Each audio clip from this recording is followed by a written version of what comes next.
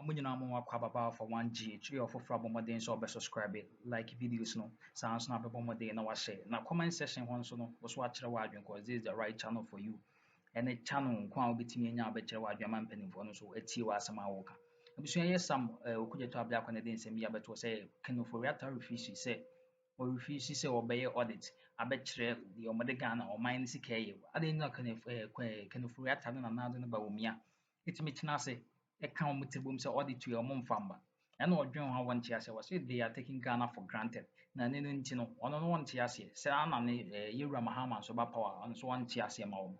Dabusu yankoni nkuti kan yankoni nkuti okudeta ablakwa abro no aneka ne nsem. You know that as part of our oversight in Parliament, we asked Ken Oforiatta to provide, when we discovered the intercepted documents that apparently on our blind side, they were withdrawing public funds. We asked him to submit to Parliament all the withdrawals with dates when he effected those withdrawals on our blind side, because now we had to know. And this was when he appeared before the vote of censure committee. I have a copy of that letter he submitted, following a response dated 21st November 2022, signed by his chief director for the minister, Patrick Nomo, the chief director at the time. Doc, will you believe that? If you do any audit for 1 year, 2020, according to this breakdown, you are only auditing 0.13% of the releases. 0.13%. Less than 1%. Less than 1%. Less than 0.5%. And let me give you the breakdown. According to Ken Oforiatta, there was only one release before 2020. This was in 7 June 2019. Payment of advance mobilization for consultant working on the design of the National Cathedral. That was $89,000 at the time, equivalent to 445,000 cedis. That was the only payment. $89,000. We are talking about $58.1 million. The next release was 5th March 2021, $13.9 million. So as at the time, 80.5. So as at 31st December 2020, yes, how much money had been released? Only $89,000. Okay. Had been released, according to Ken Oforiatta. So how does anybody, an audit on 0.13%, come tell us that you have been cleared, you are preparing to resume work? I mean, what do they take us for? What do they take us for? I mean, we respect them. They are spiritual fathers. But they should stop leading us into temptation. So you file a question in Parliament? Stop leading us into temptation. We don't want to be tempted. We don't want them, they say you have touched the anointed. We won't touch them. we can't touch the anointed. But we beg them. They shouldn't touch us. Yeah, they too. They shouldn't tempt us to touch them. They should stop touching us, poking us, kicking us. You know, why? No, I mean, when I read it, when I read it, even without these details, and I was like, they're supposed to have audit covering 2020, 2019, 2020, 2021, 22, 23. Then you say that you have received audit of 2020. It gives you a clean bill of health. So work should resume. Yeah. Even that, why is that state? Even that up to That's now, what's on the screen. Even that up to now, I put out a statement demanding a copy of that audit report because you see, it's your interpretation. Yeah, maybe they've given it to the other trustees. So publish it. Yes. Publish. This is no, if you are using public funds. Yes. You are using public funds. This even though you didn't follow due process, it's become a public because you use public funds. It's a public interest matter. Exactly. So publish it. Yeah. Publish the report. Don't give us your own interpretation of the audit report. Let me continue. 10 February 2021, Ken Oforiatta says he released another 5.5 million. That's 32 million. 29th October 2021, he released another $25 million, equivalent to 142.7 million Ghana cedis. 19th August 2021, he released another $10 million, equivalent to $58.2 million. On 19th August 2021, that was when he released the 58.2 million Ghana cedis. Then 31st March 2022, he released another $3.5 million, equivalent to 25 million Ghana cedis.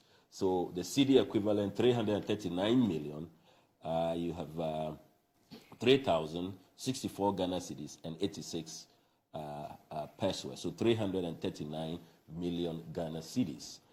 if you're rounding it up, equivalent to $58.1 million. This is what we auditors are supposed to be looking into. You know, with all of the litany of infractions. You remember the RTI I did to PPA. PPA saying they didn't follow procurement process, they don't know anything about this. Then we haven't even come to all the double identity, criminal conduct, and all the scams that have taken place, the inflationary pricing. So that 2020 audit, if they have nothing to hide, they should publish it.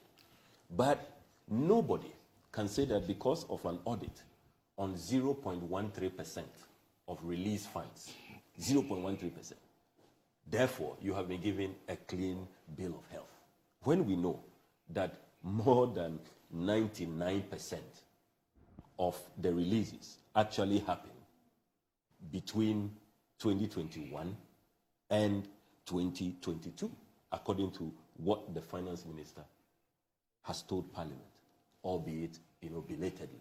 So, you see, the president, his vice president Baumia, the cabinet, this government, they should really listen to the Ghanaian people.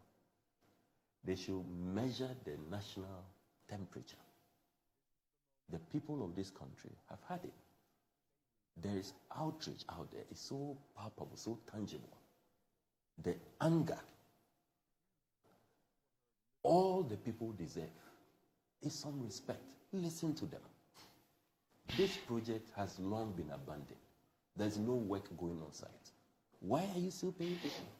All of these millions of Ghana cedis, which could be spent on the productive sector, which could enhance the working conditions of all of these members of organized labor who are out there agitating.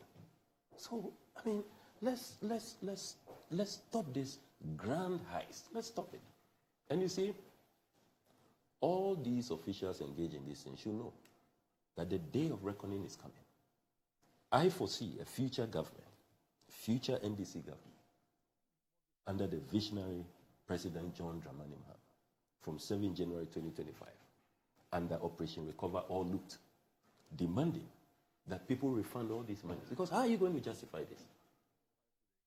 How? And I'm glad that the elections are on December 7th. When President Mahama wins, I know that one of the first things we will do is to stop all of these wastage. I don't expect anybody to receive their January salary if they think that this total rape and plunder, this dissipation of scarce taxes is going to continue. This has to stop. All right. Okay. Has President Mahama got a record for that? Definitely. When he was president, I didn't see any recovery of Really? Really? Which have you followed the JIDA matters? There were JIDA recoveries, massive recoveries. Even you remember the bus branding? It was all recovered. And I must salute President Mahama and the Attorney General at the time, Marietta. Very efficient, behind the scenes, no nonsense. All of them recovered. These days, all you see is clearing and impunity. The president clears you, they continue. They don't care. So people... There were major recoveries under President People Mahama. loot state funds. Investigations clearly establish criminal intent. And then they are asked to refund some monies. That's all. Yeah, but you were saying that he has no track record, and I've pointed out to you. Basically, they say the Mahama there was some ukuja to abla kwa kana say see as Mahama ba. So in case Mahama ba into power, there's one chairman and another and Crawford and you mom be the prono uncle for so mo bo Ghana. That I'm saying the idea because what is uncle for so money in our shame will be uncle. Obe make sure say bia be ebinan so na dey. The punishment will be abajene dey. You share the interest in video. Don't shift the goalposts. I pointed out to you that unlike what we are seeing now under the current leaders, at least we prefer that. That is a we'll be getting into the issues of the protesters and Galamsey and TUC and the president and all that. But at least I've seen some small good news. I want to break it with it. Which one is that? Okay. So, I'm sure that this is a company that you will be very familiar with the First Sky Group. And I'm not too sure. Oh, yes. They came to the rescue of your great people. guys, yes. So, page 20 of the Ghanaian Times. Let us take charge of our energy future. Executive Chairman of First Sky Group. And it says the Executive Chairman of First Sky Group, a wholly owned Ghanaian group of companies, Sćᶏꞧy, has challenged local contractors to take charge of the future energy ecosystem of the country. Ghana, he said, boasts of the required local capacity to deliver present and future energy projects to accelerate economic development. Mr. Sćᶏꞧy made a call, and this is where the meat is. He made a call during a working visit to inspect the ongoing construction of a 50-megawatt solar PV generating power station in the Yendi district of the northern region by the members of a parliamentary committee on energy led by its chair, Mr. Rêćǩoning. He was the former deputy minister, right? Yes. He noted that the only way the country's energy could be guaranteed was by harnessing the power of natural resources such as the sun, wind, and water in order to drive economic growth and reduce our reliance on imported energy. The inspection visit was to offer first-hand updates on the progress of work on the first and largest wholly owned Ghanaian initiative, which started a year ago, 1 year ago. Executed by First Sky Limited, a member of the First Sky Group, and First Class Road and Civil Engineering firm on behalf of Bui Power Authority, the nation's renewable energy leader, and sharing a brief on the progress of work executed on behalf of BPA, Mr. Sćᶏꞧy disclosed that a solar PV project in Yendi sits on about 140 acres land, filled with solar panels to harvest 50 megawatts of renewable power in Ghana, and stands as the first of its kind, a fully Ghanaian-owned renewable energy initiative. He noted that, quote, it is also the second largest solar project in the country, with a 55-megawatt solar PV project at Bui, the first largest, undertaken by the Bui Power Authority. This project, a landmark milestone, is more than an investment. It is a statement. It says that Ghana will not be left behind in the global march towards renewable energy. It says that we are ready to lead, to innovate, and to create an energy system that is not only sustainable but owned, operated, and driven by Ghanaians. This is because across the globe, the energy landscape is shifting. Nations are moving away from fossil fuels, and the world is looking to renewable energy. Ghana cannot afford to lag behind. And today, with this project, we take a bold step towards that vision. As the largest solar farm being undertaken by an indigenous company, it is important to note that all the experts on the project are Ghanaians from the First Sky Limited, and there's no foreigner working on this project.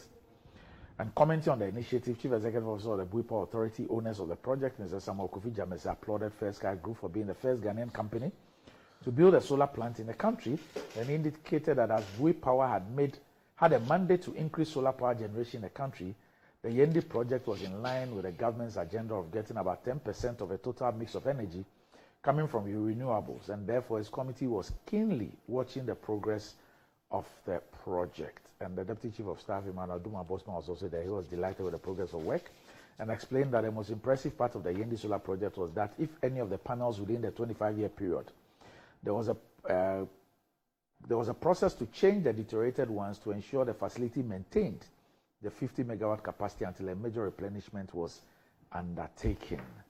Okay. So that is a wholly indigenous Ghanaian company, first of its kind, 50 megawatts. This solar thing, it takes a lot of land, 140 acres of land for 50 megawatts. But it says the first to do what?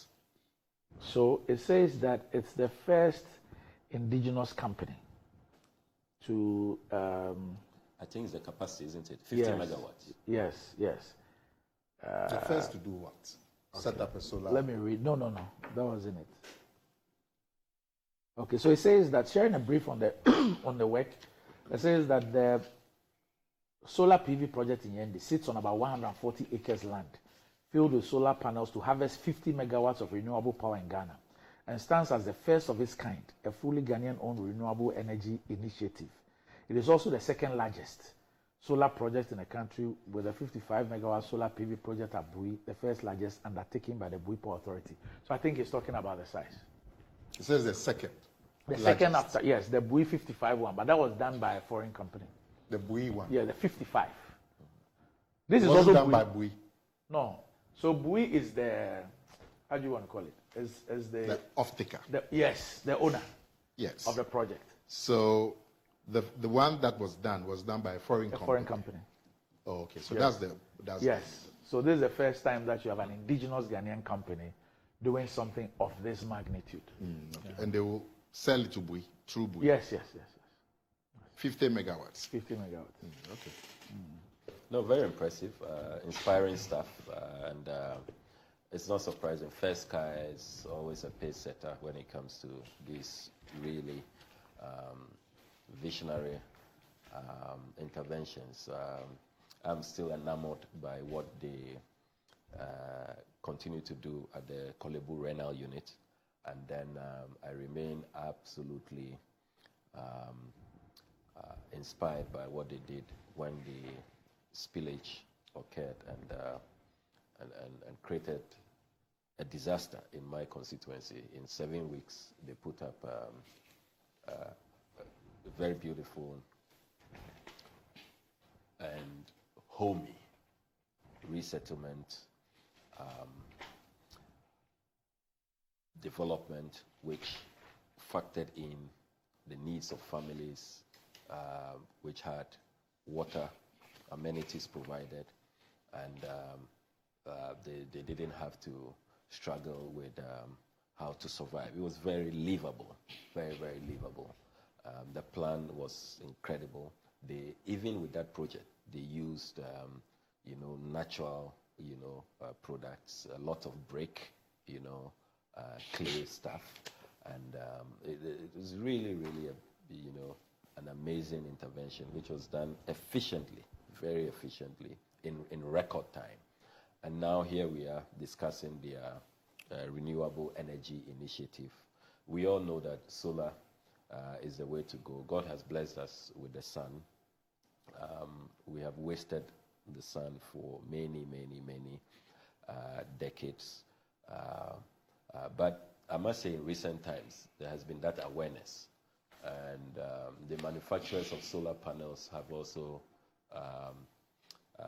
become more competitive. Initially, the installation, buying the panels and using it for domestic use, many people found the start rates very, very steep, unaffordable. But now it has driven down the interest and the new technologies. Nana is a solar ambassador. Yes. Nana has been a long time. So now it's much cheaper to install these solar panels. And we need to encourage more and more people to go off-grid and install these solar panels. It does help. If you really do the financial analysis, apart from the initial setup cost, you are better off. You're better off in the long run.